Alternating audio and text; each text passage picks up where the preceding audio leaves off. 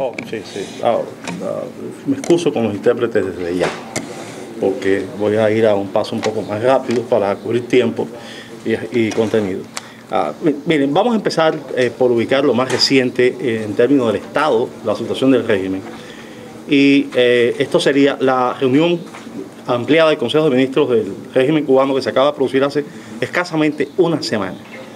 Y esto porque estamos a solo unos días del comienzo del 6º Congreso del Partido Comunista de Cuba. Y habría que tomar estas reuniones como indicativo de por dónde iría la filosofía, la política de Estado y lo que podría ser el preámbulo de la supuesta reforma del Raulato. Si miramos lo que se discutió, lo que sacó la prensa oficialista de esta reunión ampliada del Consejo de Ministros, lo que se hace en el discurso de Raúl Castro es énfasis en elementos extraeconómicos de disciplina y de control. Y luego también hay suficientes signos de lo que sería un comportamiento cada vez más ingobernable del régimen, en términos tanto de las instituciones oficiales de Estado, de la economía, como de la sociedad, que algunos piensan que se ha acelerado mucho más en el periodo de la presidencia formal de Raúl Castro en comparación con los tiempos de Fidel Castro. Es decir, repito, los signos de ingobernabilidad son mucho mayores. No quiere decir que hay una crisis total de gobernabilidad de la autocracia, pero es evidente que se van acumulando señales en esa misma dirección. Un caso, se discute uno de los últimos proyectos del régimen, la reanimación o la reactivación, toda la reparación ferroviaria, para lo cual incluso se promovió a una de las figuras procedentes de las Fuerzas Armadas, un general de división, Enrique Luzón Valle, ahora vicepresidente del gobierno. Es evidente que el balance que se hace en la reunión ampliada es altamente negativo, al punto de que se anuncia la creación de una nueva estructura, no para para encaminar, digamos, desde el punto de vista solo tecnológico, no, sobre todo para administrar. Estamos hablando, por lo tanto, del mismo elemento de control. Hay algunas novedades en esta reunión importantes. Por ejemplo, el que se haya aprobado definitivamente una política crediticia hacia las personas naturales y sobre todo los cuentapropistas que están apareciendo en las nuevas... sí, ya me imagino. Que están apareciendo con las nuevas leyes que lo autorizan. Pero debe aclararse lo siguiente, en primer lugar, la política de préstamos que se ha iniciado ya hace unos días en el régimen, al 3, al 5 y al 7% a más largo plazo, ya desde este momento es obviamente insuficiente para asegurar la capacidad de que los pequeños productores de estos cuentapropistas o de servicios, los agricultores, incluso los nuevos usufructuarios de las tierras ociosas antiguas, tengan la capacidad de pagar por los instrumentos o los insumos que requieren para poder funcionar. No les alcanza. Incluso que se haya aprobado la concesión de préstamos ya tiene que ver con las protestas acumuladas durante meses por los campesinos a los cuales se les empezó a permitir la compra de instrumentos de trabajo a peros de labranza que no había sencillamente en el país, sin subsidio. Eran incapaces de pagar los precios de las pocas tiendas abiertas en este sentido. Aún esto continúa y estamos hablando además de moneda nacional. Luego hay una insistencia muy grande en el papel central y controlador del Banco Central de Cuba, de modo que también aquí estamos en presencia de lo que parecen ser nuevas formas o búsquedas del régimen para asegurarse el predominio del control del Estado sobre la economía e incluso llevar adelante lo que es una filosofía antípoda por completo de lo que podría catalogarse como liberalización económica hacia el camino a tratar de ampliar la presencia del mercado. En este caso, la supuesta planificación incluso hasta del trabajo por cuenta propia y de la economía, básicamente de los sectores informales.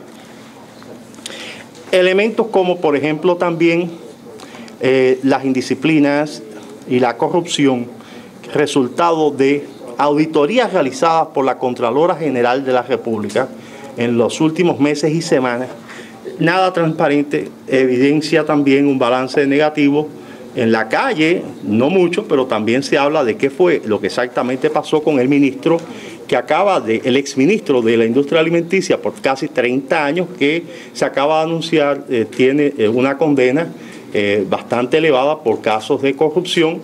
No se informa y obviamente también se sabe de otros casos de los cuales no hay ninguna respuesta. Como quiera, es evidente que este es un asunto en el cual no hay un progreso y es propio, casi endémico, del funcionamiento del propio sistema.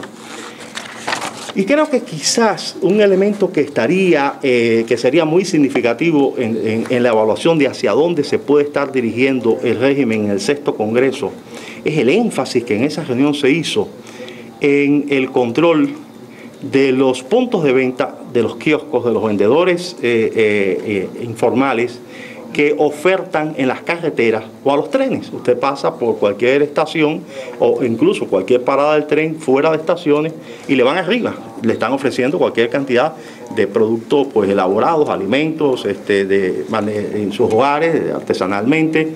Esto empezó como una actividad absolutamente informal durante años.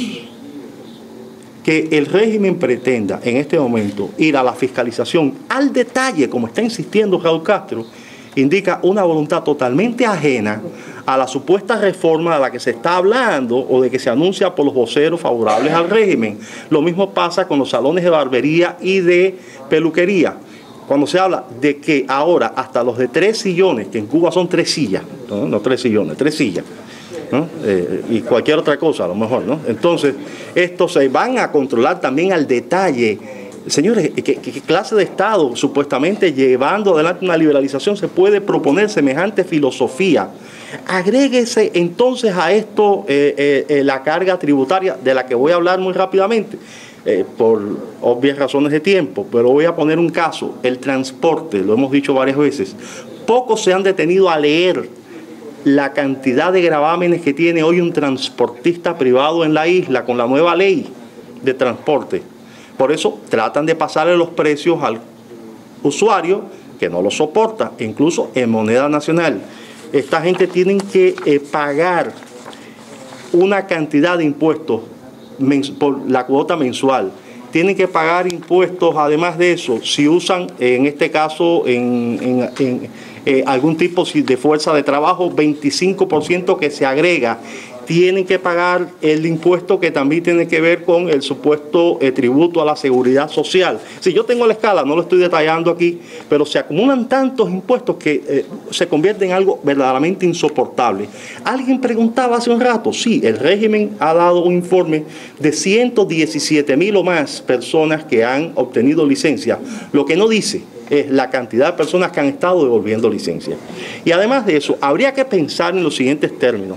Cuando se abre un mercado, por acotado que sea, y este es el ejemplo, de todas formas siempre hay una cantidad de ganadores y de perdedores. El asunto es cuál es el balance.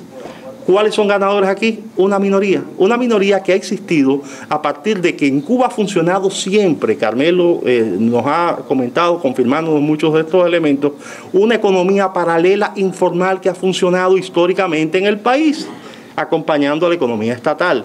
Tanto es así que el régimen está echando las culpas del fracaso de la cosecha de café, a pesar de los llamados de Raúl Castro, otro elemento de ingobernabilidad. Cada vez que Raúl Castro pide que se consiga avanzar un proyecto, como pasó con los trenes, pues se cae. Pasa con la agricultura, el llamado del 2009, pasa con el café ahora, la cosecha de Guantánamo, la cosecha de Granma. Le echan las culpas nada menos que a los vendedores furtivos, es decir, que se retiene una cantidad de café y se vende por la izquierda, como se dice en Cuba. Esto es al mercado informal o la bolsa negra. La culpa es entonces del mercado negro. Pero la realidad es que hay un mercado de este tipo que es el que ha funcionado en el país. Es decir, las unidades de servicios de producción muchas veces tienen planes que son absolutamente ficticios. Por ejemplo, uno de los ejemplos de Carmelo, el caso de las pieles, cuando se trata de zapatería. La mayor parte de estas van a parar a una venta a puntos, es decir, a receptores ya preestablecidos o preconocidos o preidentificados, los usuarios del mercado negro. Sin embargo, en los planes aparece supuestamente que se dio servicio de reparación a una cantidad de pares de zapatos. Así funciona y por eso las estadísticas del régimen son tan poco confiables también. Este tipo de economía informal ha acumulado lo suficiente para siempre lavar. Cada vez que hay una oportunidad de que se legalice algún pequeño sector de trabajo por cuenta propia con una autonomía, el acumulado de este sector sale y obviamente tiene más capacidad, del mismo modo que los que puedan percibir remesas del exterior, y siempre algunos más eficientes. Vemos en este momento que hay más paladares, vemos que hay más cafeterías, pero la inmensa mayoría de la población son los perdedores. Son los perdedores porque está en marcha un ajuste que es lo que va a identificar al sexto Congreso. Y permítame entonces hacer este énfasis aquí. Es decir, el sexto Congreso, las llamadas reformas, entre comillas, del raulismo, no se caracterizan por la liberalización económica, fundamentalmente, aunque haya alguna tendencia. Básicamente por la enorme crisis, sobre todo de liquidez, la crisis económica, que no funciona el sector de la economía nacional civil, no funcionan las estructuras, no funcionan las instituciones, de modo que van a, por supuesto, a hacer unas aperturas que si las enumeramos matemáticamente son mayores que las del 90, es decir, hay más medidas que en el 90 probablemente, incluyendo el tema de acopio, que se ha estado hablando oficialmente en el Congreso de la ANEP y también ha aparecido más recientemente. Pero no significa que esto tipifique el Congreso ni el proyecto. El proyecto es básicamente de ajuste. Es un proyecto de despedir a la inmensa mayoría de los, es decir, a una gran cantidad de trabajadores que se suman a los que ya están desempleados de forma real y que nada tienen que ver con el dato ficticio del 1,6 o el 1,7 supuestamente de desempleo, que es, como decía Joel, un dato ficticio de empleo prácticamente pleno. Estamos hablando, por lo tanto, de un ajuste enorme en las condiciones del país, que solo ahora están pausando por razones también de temor a la presión social. De modo que el raulismo está insistiendo básicamente en una reestructuración, ese es el concepto de tipo administrativo. Las llamadas medidas de liberalización, y esto lo ha dicho un economista del régimen como Pavel Vidal, y lo ha dicho públicamente, y es un hombre destacado en este análisis, dentro de las estructuras de los centros de investigación del país, incluso a diferencia de los 90, ni siquiera tienen una filosofía clara. Es decir, en los 90 no se llevó esto a vías de hecho totalmente porque lo pararon y se convirtió en unas pocas medidas limitadas de forma fragmentaria. Pero había una filosofía y había un intento de secuencia. Esto no está presente en la propuesta que hasta el momento se ve en los llamados lineamientos del Congreso, del sexto Congreso del partido. De modo que, repito, estamos hablando de algo que en todo caso apunta más que nada a un pequeño sector que estará llevando adelante una especie de economía de subsistencia. Estamos hablando de lo que en otros términos se tipificaría como microempresario, por ejemplo, Iberpymes, que es un mecanismo que no estoy muy claro si funciona mejor o peor o cuánto en el caso de las cumbres iberoamericanas y donde ha estado participando desde el año 2009 el que ahora acaba de ser nombrado ministro de Economía. Otro militar que fue viceministro desde el año 2009 primero de Economía, sustituye a Marino Murillo. Pero en lo que se puede apreciar, no estamos en presencia del concepto de pequeñas y medianas empresas. Es decir, esta es una filosofía distinta a lo que sería la reforma vietnamita o lo que sería la reforma china. No va por ahí, más allá de que punto y aparte son indeseables esas otras también desde el punto de vista del lado político. Y lo que representaron también de falta de consenso y de imposición de un ajuste brutal en los primeros tiempos para poder hacer una acumulación inicial. La economía del régimen está en bancarrota, esto se dice, pero probablemente no tenemos ni siquiera la dimensión de hasta qué punto. Los datos lo confirman, no solo los datos de economistas independientes, que son muchas veces más confiables, también los propios datos del régimen lo dicen. Si pasamos revista, y yo ahora no tengo tiempo de hacerlo con todo por cuestiones de tiempo, la interpretación nos duplica, ¿no? Yo voy ahora a prácticamente pues ir cerrando por la cuestión del tiempo, pero tenemos por lo tanto una presión sobre el cubano común. El índice de precios al consumidor es extremadamente alto. Agréguese lo que está costando la libra de cerdo sigue costando muy alto, digamos, algo así como el indicador nuestro, podría ser en otro lado el Big Mac o que sea una arepa, no sé, según el caso. Pero está el precio de la libra de frijol, es decir, una librita de frijol, 18 o 20 pesos. Estamos hablando de la papa que salió hace un tiempo que valía centavos y se está vendiendo desde el 2008 a otros precios. Agréguese a eso el chícharo, que también era esencial, que se está vendiendo por fuera cuando aparece. El arroz, que además para colmo, para aumentar el grado de incertidumbre de la población, se ha sacado la resolución que permite la venta también liberada supuestamente para apoyar a los cuentapropistas, que por cierto están arrasando también con el pan. Entonces por la mañana la gente llega y no se encuentra pan de 10 pesos ni nada de eso porque ya se lo llevaron ellos. Y claro, es lo mismo que decía, invocando a Carmelo, porque se vende también por la izquierda de paso, ya están los usuarios identificados. Y entonces estábamos diciendo que todos estos productos como es la leche en polvo,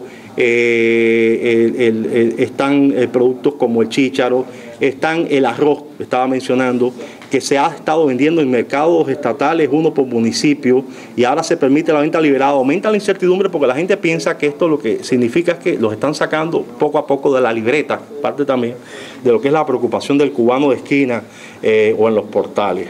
El plan de la economía, es decir, esto quiere decir, muy importante, es decir, el dato que da el régimen del salario promedio y de pensión promedio no soporta esto, ni la elevación del precio del pago de la electricidad.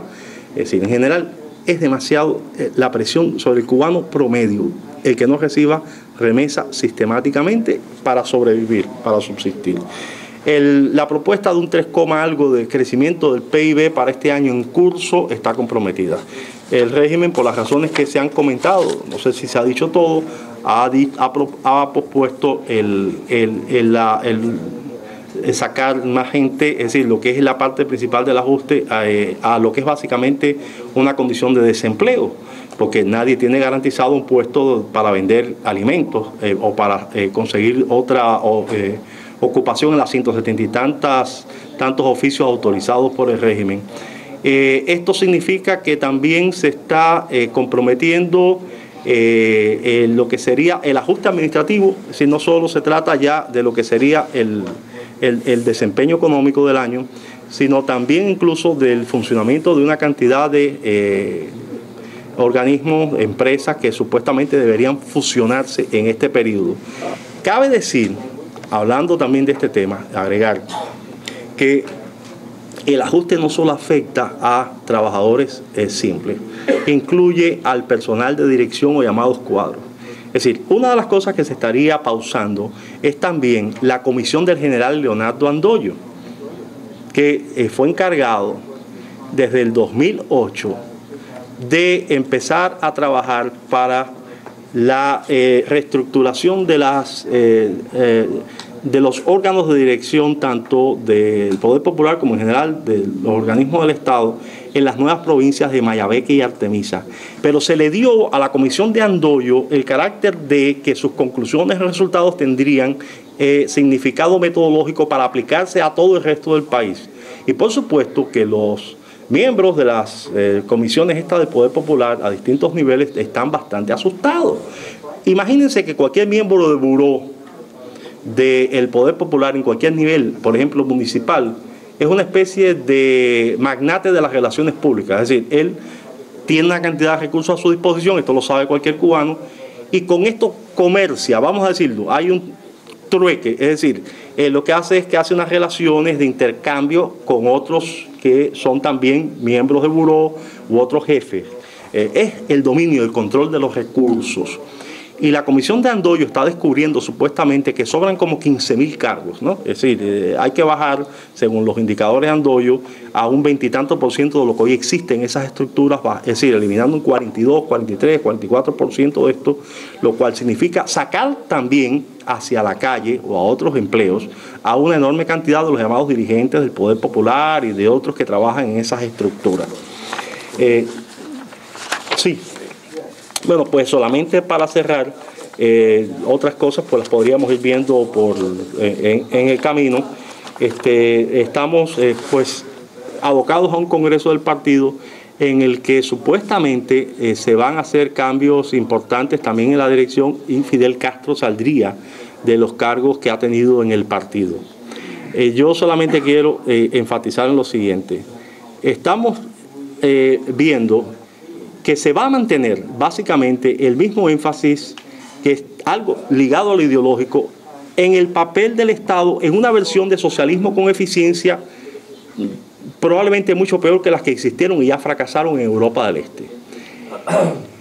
Que a la vez que se está hablando de una cantidad de liberalizaciones, se está reforzando los programas de marxismo-leninismo en las universidades, que están preparando unas supuestas demostraciones desde ahora, que serían el 16 de abril, empezando el Congreso, están ya convocando los correos electrónicos en la universidad, llevan la citación prácticamente, la convocatoria a la gente. Y del mismo modo para el 1 de mayo, para tratar de hacer ver que hay un gran supuesto apoyo de masa, que en las esencias no se va a tocar el régimen hoy existente, y que Fidel Castro puede que salga de los cargos formales, y que puede que quede o no, se puede comparar esto con lo que pasó con Mao o con Ho Chi Minh, caso también de culto a la personalidad, que quede con título honorario o no, pero lo principal es que el sistema oficial siga remitiéndose a esta figura como la figura eje y por lo tanto continúe con el culto de la personalidad. No estamos en presencia aquí de un camino hacia el 20 Congreso del PECUS, eso es importante subrayarlo. Tampoco un camino estilo Deng Xiaoping hasta el momento. No quiere decir que no haya contradicciones, y esa es una respuesta a alguien que preguntaba hace un rato. El hecho de que haya una cantidad mayor de trabajadores por cuenta propia o de gente desempleada que no va a depender del Estado, significa que lo que empezó a darse en los 90, la pluralización del sujeto o actor social, va a ser mucho más marcada en el tiempo subsiguiente, y por lo tanto esto es una gran oportunidad. Es decir, el régimen va a tener cada vez más población que no depende del Estado, cada vez más población capaz de buscar otros caminos y otras opciones políticas o de visiones, cuando además los mitos fundadores del régimen no funcionan en algo que es réplica casi de lo que pasara en otros casos, como por ejemplo la antigua República Democrática Alemana, la propia antigua Unión Soviética, donde el preámbulo de la caída, cualquiera que sea, del régimen fue que la gente dejó de creer. La gente no cree en el teque político cubano, la gente no cree en el discurso, la gente no cree lo que les están diciendo los medios, la gente no cree lo que le están diciendo, no quiero decir que es todo el mundo, estoy diciendo una cantidad cada vez mayor. En esta situación no hay aparentemente todavía la capacidad de comunicación o de movilización de recursos, diría la sociología, para destapar un movimiento estilo Magreb o estilo África del Norte, pero aún así, nunca se sabe cuando esto ocurre cuál puede ser el detonante. Gracias.